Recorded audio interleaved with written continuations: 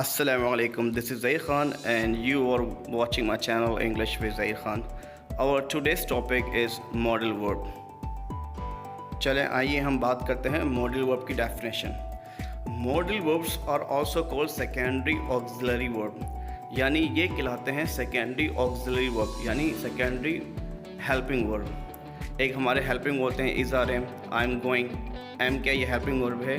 So I can teach, ये can क्या है, ये मॉडल वर्ब है, ये सेकेंडरी मॉडल वर्ब कहलाते हैं. These are used with other verbs to express mood such as ability, ideas, suggestion, obligation, advice and permission.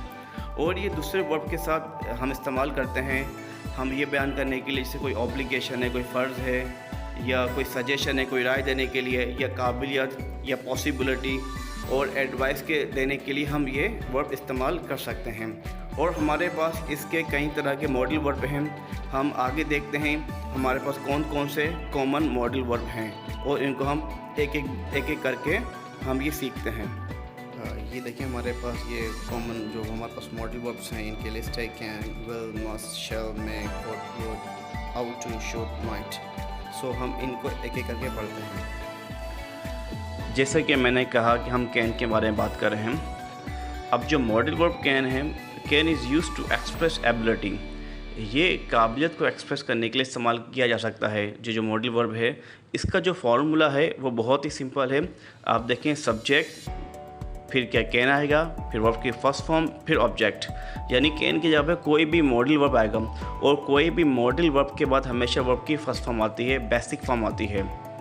यानी bear infinitive भी कहते हैं वर्ब की बेसिक फॉर्म को हम. तो Rehan can speak French but he can not speak German.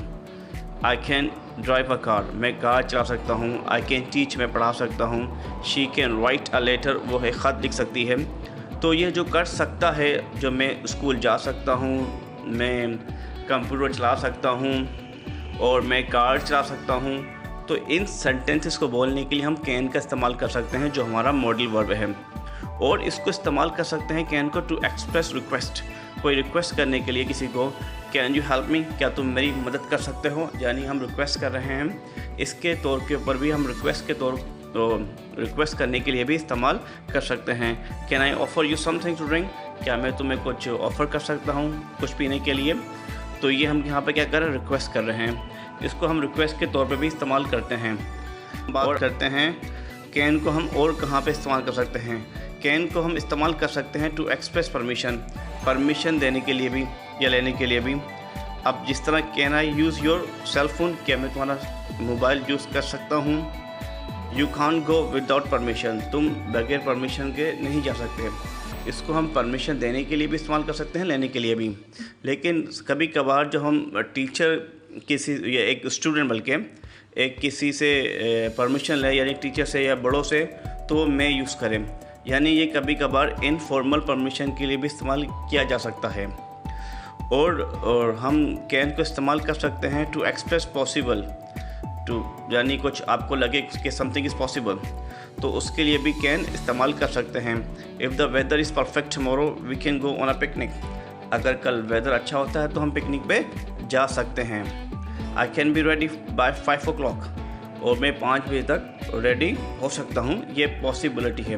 और to express possibility के लिए भी हम कैन इस्तेमाल कर सकते हैं.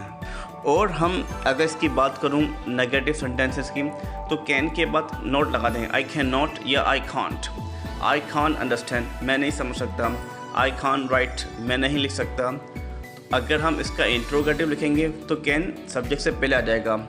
Can you help me, can you write a letter, can you make tea for me, क्या तुम मेरे लिए चाय बना सकते हो.